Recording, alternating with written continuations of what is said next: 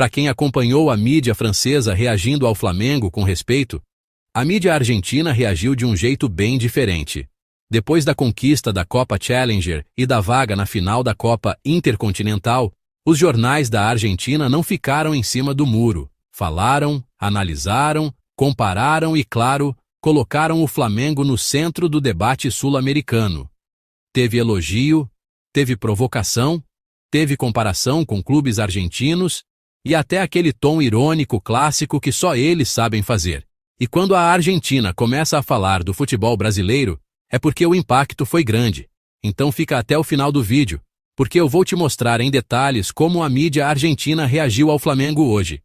O que eles disseram sobre o time de Felipe Luiz, sobre a temporada histórica e sobre esse confronto que vem aí contra o PSG. Para contextualizar rapidinho, o Flamengo venceu o Pyramids do Egito, conquistou a Copa Challenger e confirmou mais uma temporada simplesmente histórica.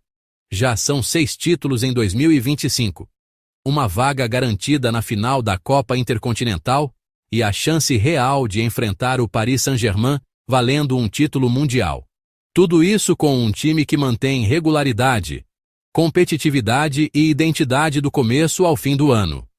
O rubro-negro chegou a essa fase como campeão da Libertadores, passou pelo Cruz Azul no Derby das Américas e depois confirmou o favoritismo contra o campeão africano. Além dos títulos, o Flamengo também chamou atenção pelo impacto financeiro. Mais de 350 milhões de reais em premiações. Algo que coloca o clube em outro patamar dentro do futebol sul-americano. E é exatamente esse conjunto, títulos, dinheiro, organização e protagonismo internacional, que mexeu com a mídia argentina. Porque quando um clube brasileiro começa a empilhar taças, bater recordes e ainda se projetar para enfrentar o campeão europeu, o debate muda de tom.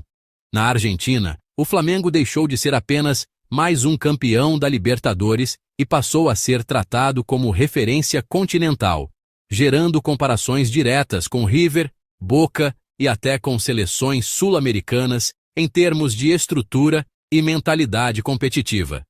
E agora, depois desse contexto, vamos ao ponto principal. O que os jornais argentinos realmente disseram sobre o Flamengo, com elogios, críticas, ironias e aquela rivalidade que nunca fica de fora. O tradicional olé foi direto, mas incomodado com o cenário que se desenha. O Flamengo já não é apenas um gigante brasileiro, virou um problema continental. Enquanto muitos clubes sul-americanos lutam para sobreviver financeiramente, o rubro-negro acumula títulos, dinheiro e agora volta a se colocar diante da elite europeia. A conquista da Copa Challenger não é um detalhe. É mais um degrau em um projeto que parece não ter freio. O jornal destacou que o Flamengo joga competições internacionais com naturalidade, algo que, segundo eles, poucos clubes sul-americanos conseguem fazer hoje. O mais preocupante para os rivais não é só vencer, é como vence. O Flamengo não precisou de heroísmo nem de milagres. Foi superior, controlou o jogo e confirmou a lógica. Isso é sinal de um clube que se acostumou a ganhar. O Clarín fez uma análise mais estrutural e usou o Flamengo como espelho para o futebol argentino. Enquanto o futebol argentino vive ciclos de reconstrução interrompidos por crises econômicas, o Flamengo representa exatamente o oposto. Continuidade, troca técnicos, jogadores, mas a ideia permanece. O clube carioca construiu uma máquina competitiva. O jornal também chamou atenção para a mentalidade internacional do clube. Para o Flamengo, chegar a uma final internacional não é exceção, é parte do calendário. Isso muda completamente a forma como o time entra em campo. Não há nervosismo, não há urgência desordenada, há controle. Taiki Sports. A Taiki adotou um tom mais provocativo, típico da rivalidade argentina-brasileira. O Flamengo faz o que River e Boca tentam há anos, transformar poder econômico em títulos constantes. Nem sempre o dinheiro garante sucesso, mas no caso rubro-negro, há algo mais. Planejamento. Eles destacaram Felipe Luiz como símbolo dessa nova fase. É curioso ver um treinador jovem, sem o peso histórico de outros nomes, comandar um elenco cheio de estrelas com tanta naturalidade. Filipe Luís transmite calma, mas também exige. O Flamengo não parece relaxado nem mesmo depois de ganhar tudo. Mais sóbrio, o La Nación tratou o Flamengo como fenômeno continental. O Flamengo já não compete apenas com clubes sul-americanos. Seu horizonte é global. A classificação para enfrentar o PSG não é apenas esportiva, é simbólica. Representa a tentativa real de reduzir a distância entre a América do Sul e a Europa.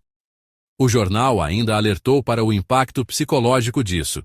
Quando um clube sul-americano começa a se enxergar como igual, e não inferior, aos europeus, algo muda. O Flamengo joga sem pedir licença. A análise da ESPN foi mais equilibrada, mas igualmente contundente. O Flamengo vive um momento que muitos clubes sonham. Títulos, caixa cheio e elenco profundo. Não depende de um único jogador, nem de um único esquema. Isso explica por que consegue atravessar temporadas longas sem cair de rendimento. Eles também fizeram uma comparação direta com clubes argentinos. Hoje, River e Boca entram em torneios internacionais, tentando sobreviver ao calendário. O Flamengo entra para vencer. Essa diferença de mentalidade é o que mais chama a atenção. Mesmo com ironias e rivalidade, o consenso na imprensa argentina foi claro. O Flamengo virou referência, modelo e, para muitos, um incômodo. Um clube que domina o continente, fatura como poucos e ainda se coloca frente a frente com o campeão europeu sem complexo de inferioridade. Na minha opinião, o que mais chama a atenção em tudo isso não é só mais um título do Flamengo. É a forma como o clube passou a ser visto fora do Brasil. Quando a mídia argentina, que historicamente é dura, crítica e raramente elogia brasileiros, começa a tratar o Flamengo como modelo, referência e até como um problema continental, isso diz muita coisa. O Flamengo hoje não ganha por acaso. Não vive de um elenco estrelado que pode acabar amanhã. Existe um projeto sólido, uma mentalidade vencedora e, principalmente, uma cultura de competição internacional que poucos clubes sul-americanos conseguiram construir. E isso incomoda.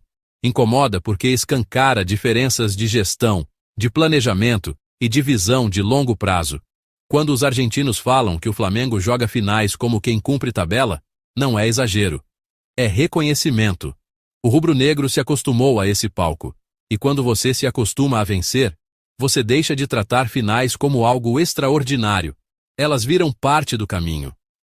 Agora, enfrentar o PSG não é só mais um jogo. É um teste de status. Não para provar que é melhor, mas para mostrar que não é menor.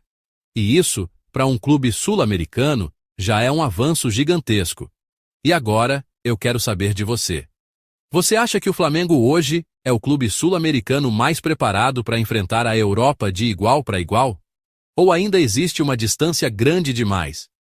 Deixa tua opinião nos comentários que eu quero ler tudo. Se curtiu o vídeo, deixa o like, se inscreve no canal e ativa o sininho, porque a cobertura dessa final contra o PSG vai ser pesada aqui. Valeu demais por assistir. Tamo junto. E isso aqui ainda não acabou.